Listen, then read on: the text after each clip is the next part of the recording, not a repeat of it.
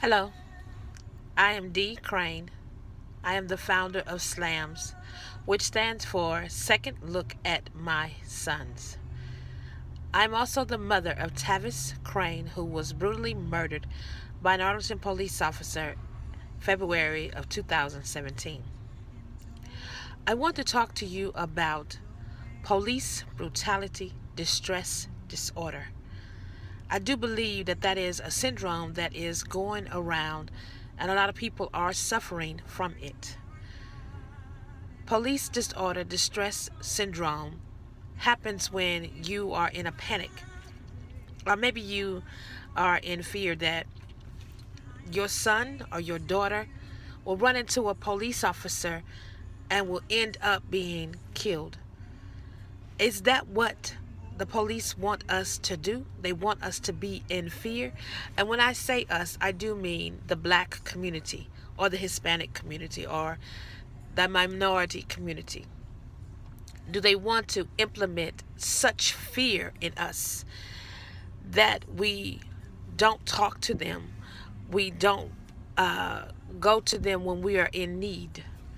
Police disorder distress syndrome isn't just mentally, it is also an emotional distress disorder because it can physically cause stress. It can have you to stroke out. It can affect other parts of your body. It causes me as a mom not to sleep at night, uh, causes me not to want to eat because my son was brutally murdered by an Arlington police officer by the name of Craig Roper. I do believe that I am surviving this disorder. I'm on my journey to healing. I'm on my journey to process of forgiveness. I can say that today I do not hate Craig Roper. I don't and that's my mountaintop experience. Let me say that. I don't hate Craig Roper, and that is my mountaintop experience. However, I am mad as hell, and not just Craig Roper, but at Elise Bolden, at Sharon Wilson, who is the DA, at Tamala Ray, who is the prosecutor, at Will Johnson, who is the chief, and even the mayor here in Arlington.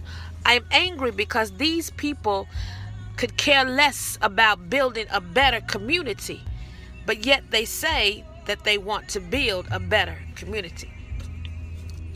My son, Tavis Crane, this is my son. They tell me that he refused to get out of the car when he was stopped because he had a warrant out for his arrest. They killed my son in front of his 2-year-old daughter and his best friends in his car. My son, Tavis Crane, is missing out on the growth and the life of his children. I am his mother. My husband called me and said that he had what we call a daddy moment, meaning he had to let go of all that stress, all that emotion that had been locked up on the inside of him. Sometimes these emotions can be suppressed. Sometimes they just come and they're overflowing. Have you ever stopped and said to yourself, oh, I hate a police officer, or in a panic if they get behind you, or you're trying to see what he's looking at, or hoping that you can go home at night without running into a police officer? If you are in fear of them, then you are suffering from police brutality disorder distress syndrome. You don't have to come in contact with them to know that they have license to kill you. And they will, especially if they say they are in fear of their lives. How are they in fear of their life? When they ask you for your license and registration, especially if you're a man, most people know that most men keep their license registrations in their console of their car. We all saw that with Philando Castile. Philando Castile did everything right, and he still ended up dead. Eric Garner, selling loose cigarettes. And the cost, the price for his crime was death? Tamir Rice, the officer said he looked like a 29-year-old man.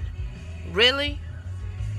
And displaying a fake gun, being a child, playing, cost him his life. Sean Bell, sitting in a car, hours away from being married, was gunned down. A man in Dallas, riding a bicycle late at night, ran over by a police officer. Police brutality, distress, disorder is real, because the family has to heal. The family is surviving. The family has to live daily wondering, why is this happening to me, to my family? Being judged in the media. One person said, my son's death, the blood of his death was on my hands. That devil is a liar. The blood of Tavis Crane's death is on Elise Bolden, Craig Roper, Sharon Wilson, Tamara Ray. I didn't kill my son, and they didn't find justice for me. My son, I did everything in my power to raise a good child. I don't care what your child is doing. As a black mother, should you have to be in fear that your child is going to walk through the door? Should you have to be in fear that you're going to get that call in the middle of the night? Should you have to be in fear that you're going to have to pick out a coffin, make funeral plans for your child? That should not be. This is America, and we should have a part of that American pie, that American dream, and fear isn't one of them. Police officers are supposed to serve and protect. A veteran serves and protects and fights for the right of his country. A veteran can come home and he could suffer from PTSD. And they are trying to find ways to better handle this syndrome, this mental illness, because this man or this woman has given up their lives for this country. And to me, they don't want to service a veteran more than they want to service a police officer, because a police officer wears a color. The thing about a veteran and a police officer is both of them made a choice to serve and protect. They both voluntarily put their name on a dotted line. One is serving a country and the other is serving a community. Who do you want to respect more? Me, I respect the person who put their lives on the line to serve their country. When you serve your country, you can't say, oh, I'm going to serve just the whites, just the blacks, just the Hispanics, just the Asian. You're serving us all, because everybody gets a piece of that pie. When you're a police officer and you're afraid of certain people in your community, and you're only giving so-called justified service to others while you ignore the suffering of others.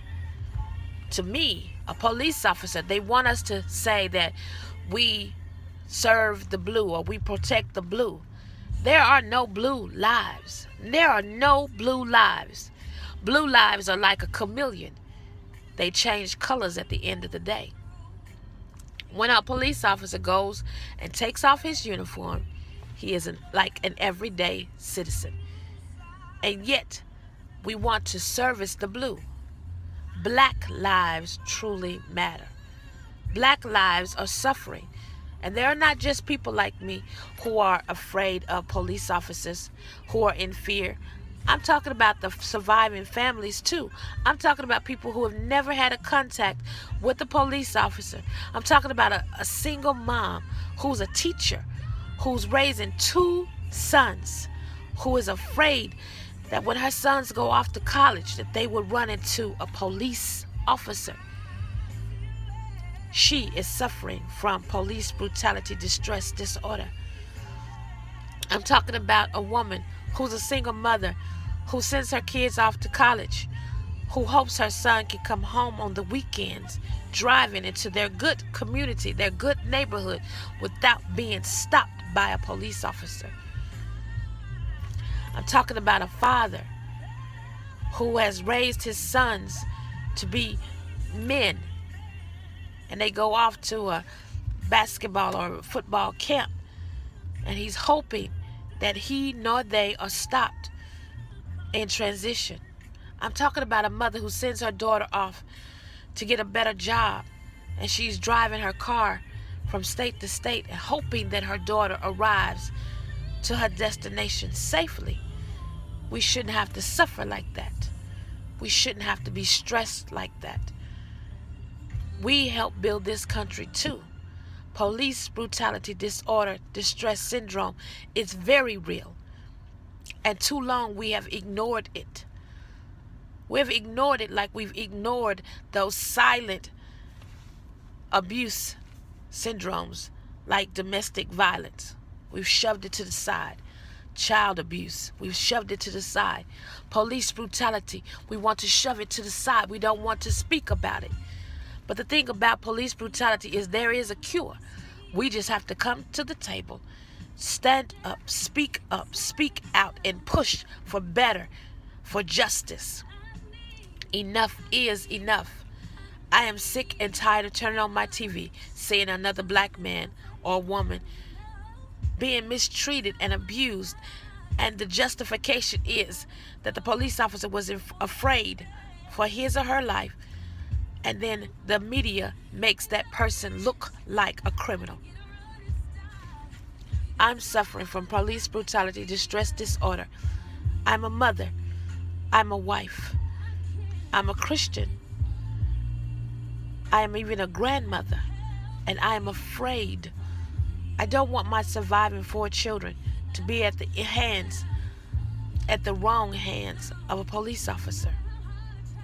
As blacks, I dare you to stand up, speak up, show up to these organizations, and push and demand for justice. What affects me will affect you too. Today it's my child, tomorrow it will be yours. We have to demand justice. I thank you all. Please push this video.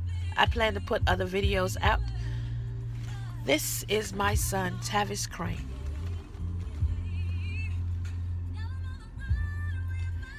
And my son was killed by Austin police officer by the name of Craig Roper.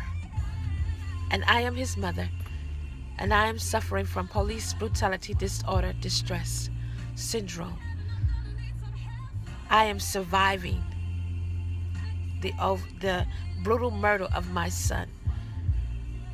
I am not the only one who is surviving this disorder, but I am putting a voice to it. I am bringing it to life. Surviving police brutality disorder is no different than surviving rape, surviving child abuse, surviving domestic violence, overcoming drug addiction. It is no different. It is a process. But this process doesn't have to be. It can be fixed if us as blacks stand together, speak up, speak out, show up, and demand that police brutality ends. Thank you so much. You guys have a blessed and wonderful day.